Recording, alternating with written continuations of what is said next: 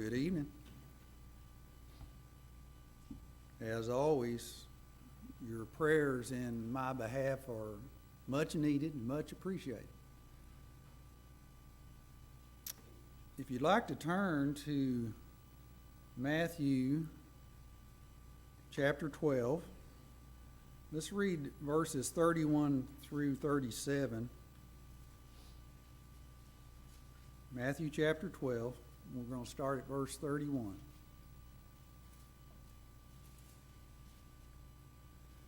Therefore I say to you, every sin and blasphemy will be forgiven men, but the blasphemy against the Spirit will not be forgiven men. Anyone who speaks a word against the Son of Man, it will be forgiven him, but whoever speaks against the Holy Spirit, it will not be forgiven him, either in this age or in the age to come. Either make the tree good and its fruit good, or else make the tree bad and its fruit bad. For a tree is known by its fruit. Brood of vipers, how can you, being evil, speak good things? For out of the abundance of the heart, the mouth speaks. A good man out of the good treasure of his heart brings forth good things, and an evil man out of the evil treasure brings forth evil things. But I say to you that for every idle word men may speak, they will give account of it in the day of judgment. For by your words you will be justified, and by your words you will be condemned. Now, I'm going to step on some toes in this lesson tonight, including my own toes. Because you could probably say that everyone has at one time or another been guilty of using their words in the wrong way. Using some form of what Jesus called idle words even. From the observation of myself and other people, it seems to me that there are entirely too many words spoken, especially the kind that fall into the category of idle words. So, unless we are an extremely quiet person, or we are a very careful talker, then we will probably find one or more points in our lesson that's caused some problems for ourselves or maybe for others that we've seen in life. Words express what we're thinking. Jesus said that out of the abundance of the heart, the mouth speaks. So the words that we choose to use, they reveal what's going on inside us. And so when there is a problem with our words, then we can be sure that there is a heart problem to go along with it. In the 3rd chapter of the book of James, in verse 10, he says a lot about the tongue in chapter 3, but in verse 10 he says, out of the same mouth proceed blessing and cursing. My brethren, these things ought not to be so. And then he goes on to say that a spring does not have both fresh and bitter water, and fruit trees do not bear something other than their own kind of fruit. And so if we are truly followers of Jesus, and if our hearts have been changed by his word, then our lives should reflect that more and more as we grow in Christ. And this includes the use of our tongues. And Jesus said that we will be judged by how each of us have used our words. And so we need to be continually checking ourselves, don't we? To see if we have control of our tongues. And we want to especially look at the area of idle words for just a few minutes. First of all, what are idle words? Well, the word idle is translated from the Greek word argos, And Vine's New Testament dictionary says that it is the combination of the negative a and the word ergon, which is work. And so the Bible word idle is the negative of work. And it means something that is inactive and unfruitful. And Vine says that it is used in Matthew 12 in the sense of ineffective or worthless. And so idle words are words that are worthless or useless, and words that do not accomplish what God's purpose is for our speech and our tongue and the use of our tongue. And this can include several areas. And the Bible tells us some specific types of idle words. And let's just real quickly look at some of those. Talebearing. Talebearing is something God has specifically forbidden, even under the law of Moses. Leviticus chapter 19 is where God's people are given instructions on how to treat one another and in loving their neighbor. In Leviticus 19 and verse 16, it says, "You shall not go about as a talebearer among your people, nor shall you take a stand against the life of your neighbor. I am the Lord. You shall not hate your brother in your heart. You shall surely rebuke your neighbor and not bear sin because of him. You shall not take vengeance, nor bear any grudge against the children of your people, but you shall love your neighbor as yourself. I am the Lord." And that word talebearer comes from a word that means to travel for trading.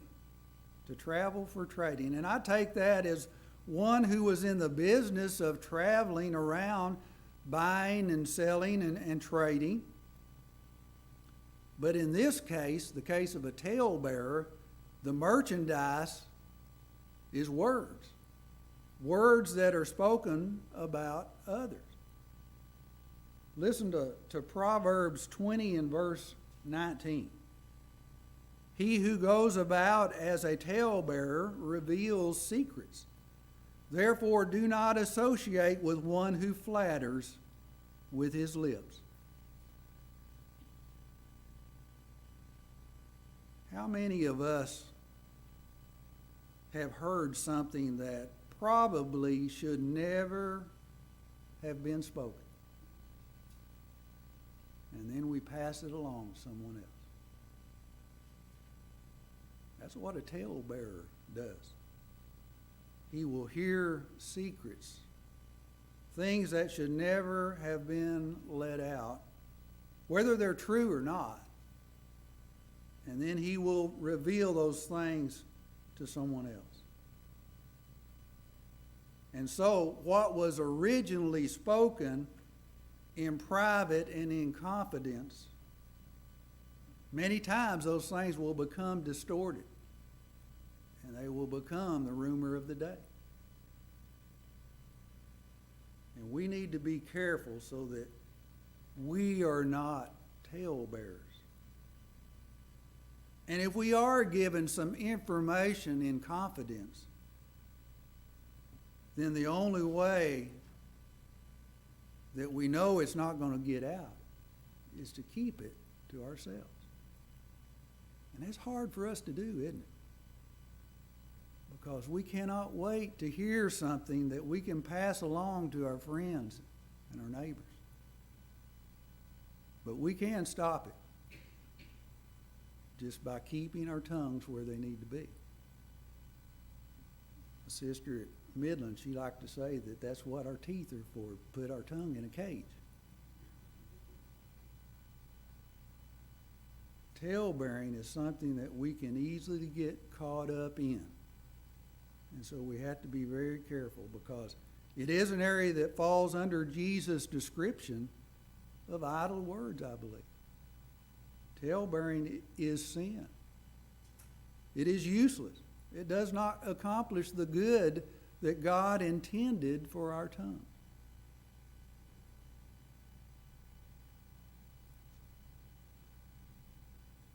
about backbiting? And we're looking here in Romans chapter 1. We could read a whole lot more here for the context. But listen what kind of company backbiters are listed with. Romans 1 is starting in verse 30.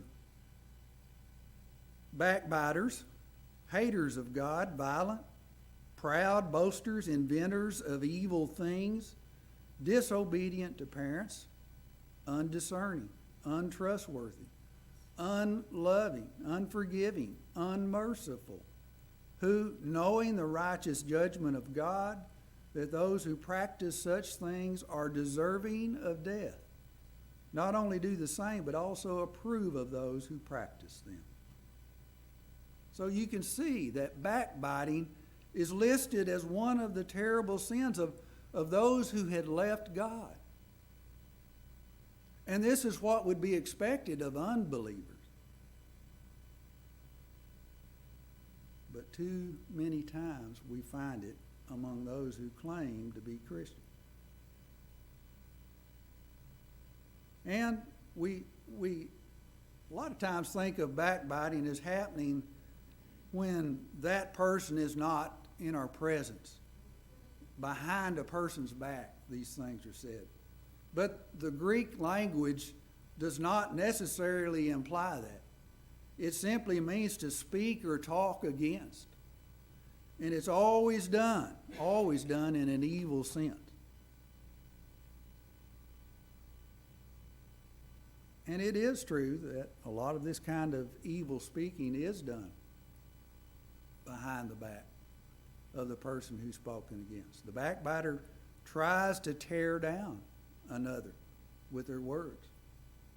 And a lot of times they'll be two-faced about it. They may put up a sweet-sounding front while they're in their presence, but later they'll attack them verbally to other people.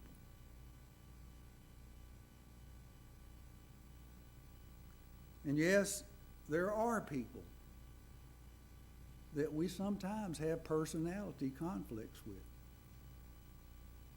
And there are people that maybe we just don't like the way they live or certain things about their actions or their words.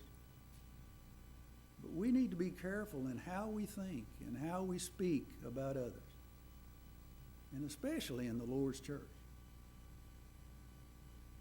Galatians chapter 5, verses 14 and 15. For all the law is fulfilled in one word, even in this, you shall love your neighbor as yourself. But if you bite and devour one another, beware lest you be consumed by one another. So Paul, he's writing here to the members of the Galatian church.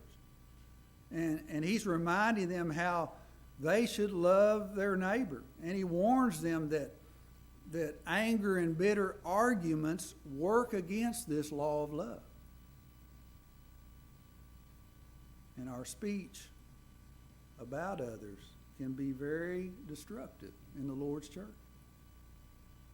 as well as in other areas of life. Our words can work like sharp teeth, you see, to tear away at another person. And I would guess there have been no telling how many churches that have had problems or have split because of this very thing of backbiting. And the Christian just should not be involved in them. Those are idle words that we will be judged by. And so we need to be careful.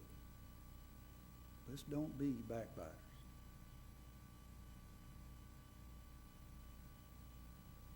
Murmuring. In 1 Corinthians chapter 10, Paul wrote to the Corinthian brethren about the sins of the children of Israel as an example of how not to act. And he talks about their idolatry and immorality, but he says this in verse 10. He says, nor complain, as some of them also complained and were destroyed by the destroyer.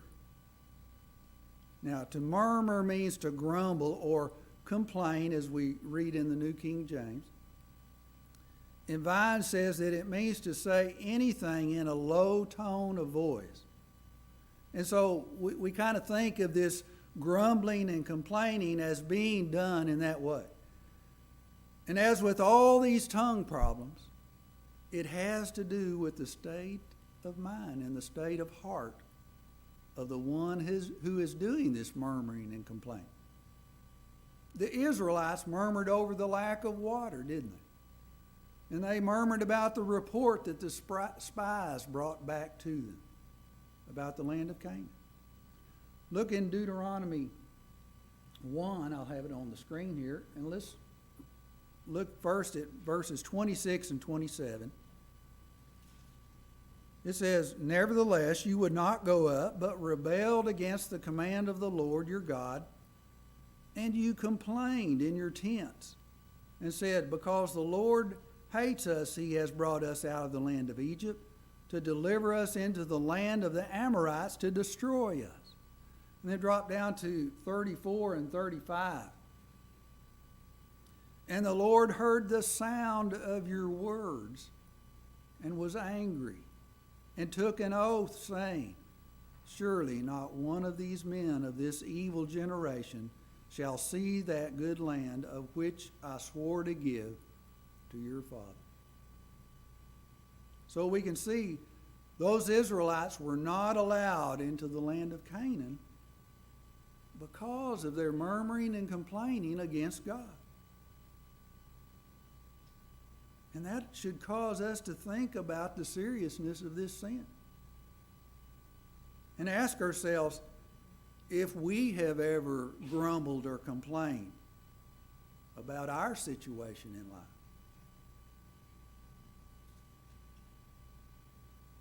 Some people seem to spend quite a bit of time doing just that. But again, that's not the right use of our words. And we need to check our heart. And we need to see what's wrong that causes us to be that way. And we need to correct those things before we stand before the Lord in judgment.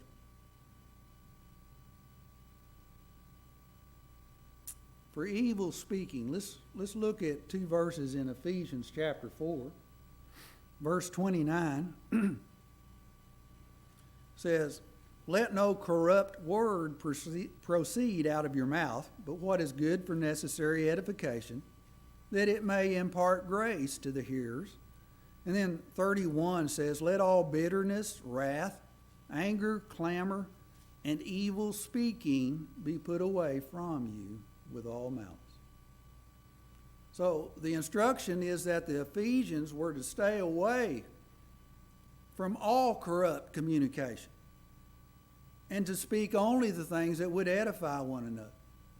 And in verse 31, Paul tells them to put away evil speaking as well as some other things. And evil speaking is also translated in the Bible as blasphemy. It's a lot like backbiting in that it involves the verbal tearing down of another person. But blasphemy is usually considered to be words that are spoken against God. And we should never speak this way against God or man.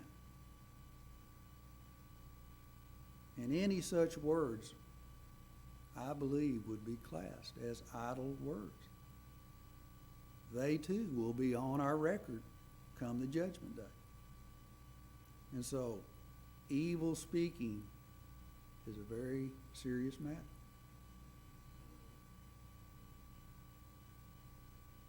Slander. Now, the word slander is translated from the Greek word diabolos. And there is only one place in the King James translated as such in the New Testament. The greatest number of uses of the word were translated as devil. And the meaning is that of accuser or false accuser. And this is what the devil does, isn't it? He is a false accuser. And many times, this is how he works against God. And we can see that this description of diabolos, or false accuser, fits Satan's personality from the first mention of him in the Bible. The same text that Rick taught from Wednesday night and this morning also in our class time. But let's go back and read that real quick in Genesis chapter 3, verses 1 through 5. Now the serpent was more cunning than any beast of the field which the Lord God had made. And he said to the woman, Has God indeed said, You shall not eat of every tree of the garden? And the woman said to the serpent, We may eat the fruit of the trees of the garden, but of the fruit of the tree which is in the midst of the garden, God has said, You shall not eat it, nor shall you touch it, lest you die. Then the serpent said to the woman, You will not surely die, for God knows that in the day you eat of it, your eyes will be opened, and you will be like God, knowing good and evil. You see how Satan accused God of misrepresenting what he told them about the tree of knowledge. In effect, Satan accused God of lying to Adam and Eve. And that's what he is. He is an accuser. And he will use this tactic even today. And he does that through those who do not control their tongues and become accusers or slanderers of others. 2 Timothy 3 and verse 3 lists slanderers among those who were unloving, unforgiving, without self-control, and many other things, describing the conduct of men in the last days.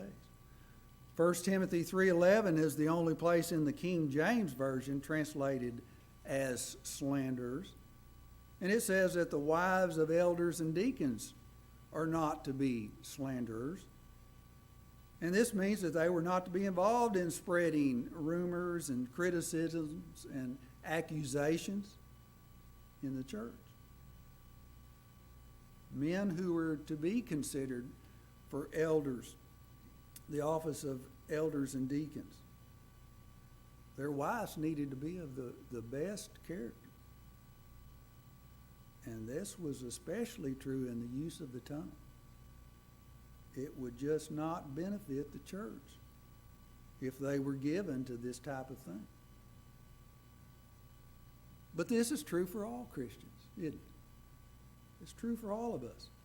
We just cannot be people who are constantly accusing others and spreading false information. And there's something terribly wrong if we do.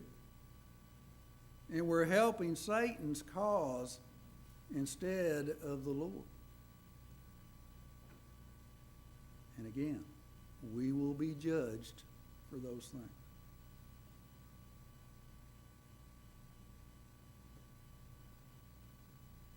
Gossip.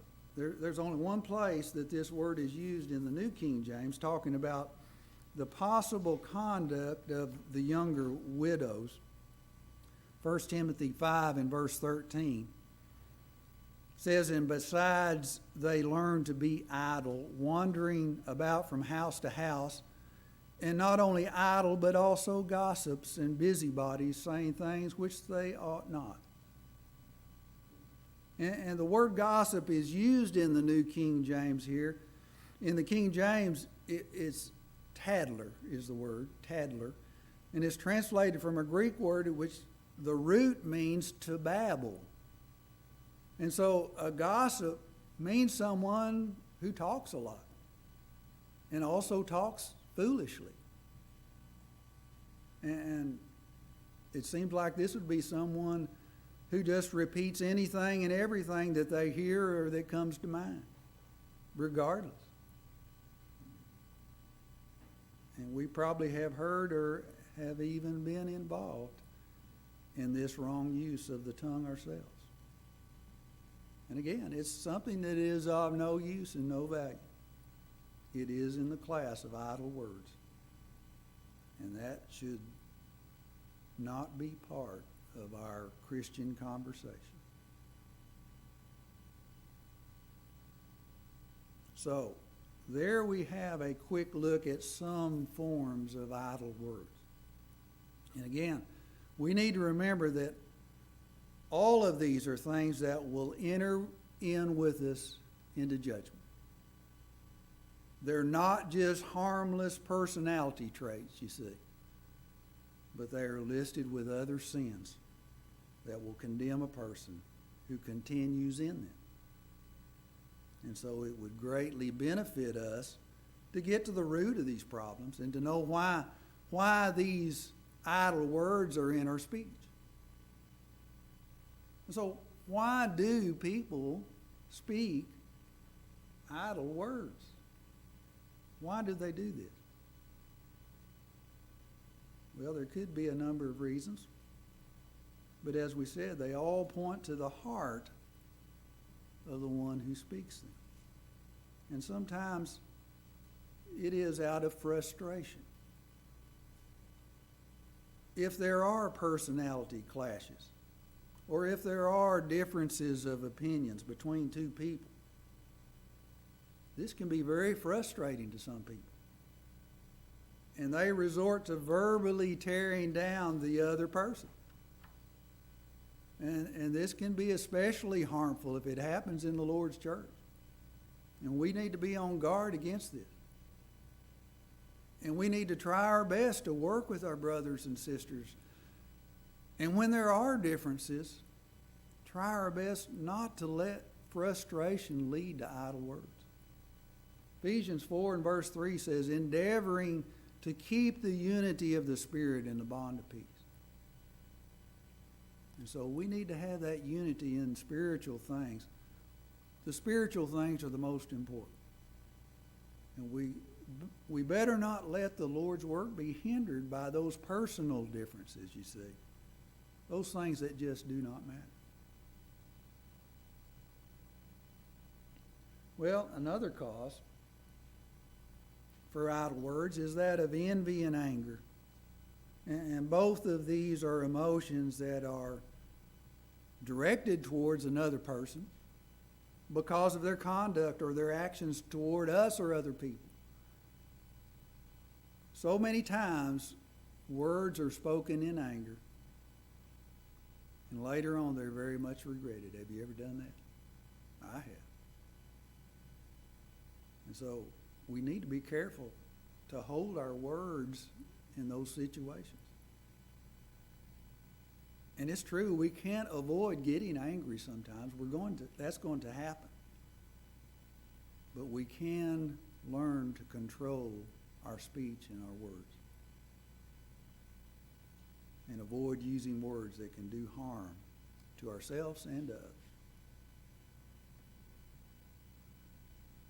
Sometimes idle words result from disappointment. Now, disappointment is something that's going to happen in relationships, isn't it? People are going to let us down. They sometimes make promises that they don't keep.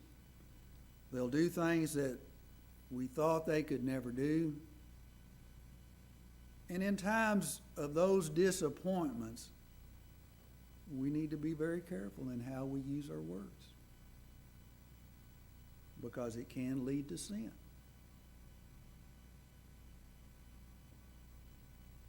Mistreatment is another reason we sometimes want to use these idle words. No one likes to be mistreated, but just because we are, it doesn't mean that we should throw verbal stones in retaliation.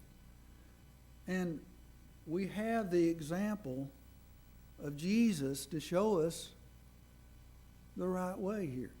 1 Peter 2, starting in verse 21, says, "To this you were called, because Christ also suffered for us, leaving us an example that you should follow his steps, who committed no sin, nor was deceit found in his mouth, who, when he was reviled, did not revile in return, when he suffered, he did not threaten, but committed himself to him who judges righteously. And think about all that Jesus suffered at the hands of his enemies. And yet, he did not retaliate. Instead, he prayed. He prayed for those who crucified him. And so when we're mistreated by others, we need to remember that example that Jesus left for us. We need to pray for them. And no, that's not always easy. I'll admit that. It's not always easy. But Jesus is our example. He showed us it can be done. Well, finally, idle words are sometimes spoken because of insecurity. People who may feel insecure and unstable in their thinking and in their abilities, they'll sometimes say things they should not.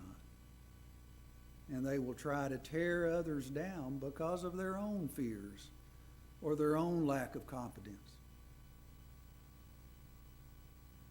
And the answer for this problem is to find where we can have real security and real confidence. And we know where that is, don't we? It's only in God and in His Word.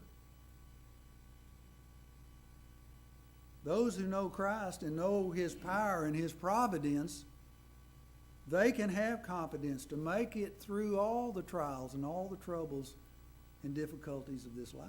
There's no need to use idle words to tear others down. And God has told us in His Word what purpose our speech is to have in our lives. He has told us the right way to use our words.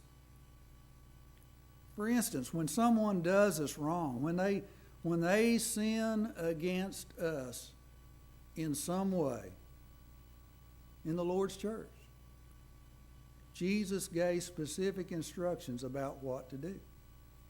And instead of being backbiters and slanderers, Jesus said this in Matthew 18 and 15. He said, "Moreover, if your brother sins against you, go and tell him his fault between you and him alone. If he hears you, you have gained your brother." Now notice what Jesus is teaching. If you have a problem with another member of the church, don't go around telling everyone else about it. But instead, go directly to that person and tell him or her about it. And yes, there are further instructions concerning the next two steps. In verse 16 and 17, verse 16 talks about taking 2 or 3 witnesses along, and if that has no results, then tell it to the church. Get the church involved. But let's pay careful attention to the very first step, you see. Jesus said, try to work it out one-on-one without getting anyone else involved. And if people would do this, most problems would be settled, and no one would even know that there was a problem. Probably 99% of the time. And that's the way it ought to be. We need to follow Jesus' instruction here. And if we will do that, it will go a long ways in avoiding these idle words. Now, I did not give this lesson because I think the church at Park Hill has a problem with these. I don't believe we do. But as Rick said this morning, we need to be reminded of these things from time to time. Or else we might forget the responsibility that we have. we might forget the responsibility that the Lord has placed on us and the use of our tongues and our words. Jesus said that out of the abundance of the heart, the mouth speaks. And if we have been caught up in any of these, then we need to look within our own heart and find out why we are using these idle words. And we need to correct that heart problem. And we can go to God and ask His forgiveness. And we can be determined to do our best not to do these things again. Because words are very powerful. And they will do much harm. And so we need to be very careful in how we use them. Because Jesus said in Matthew 12:36, "But I say to you that for every idle word that men may speak, they will give account of it in the day of judgment." And that's our lesson. And if you're not yet a follower of Jesus Christ, you can use your words in a good way right now by confessing your faith in Jesus Christ. The Scriptures tell us that faith is essential, as well as repentance and confession and baptism. You can obey Christ and come forward confessing your faith in Him right now, as we stand and as we sing. Have you been to Jesus for the cleansing power? Are you washed in the blood of the Lamb? Are you fully trusting in His grace?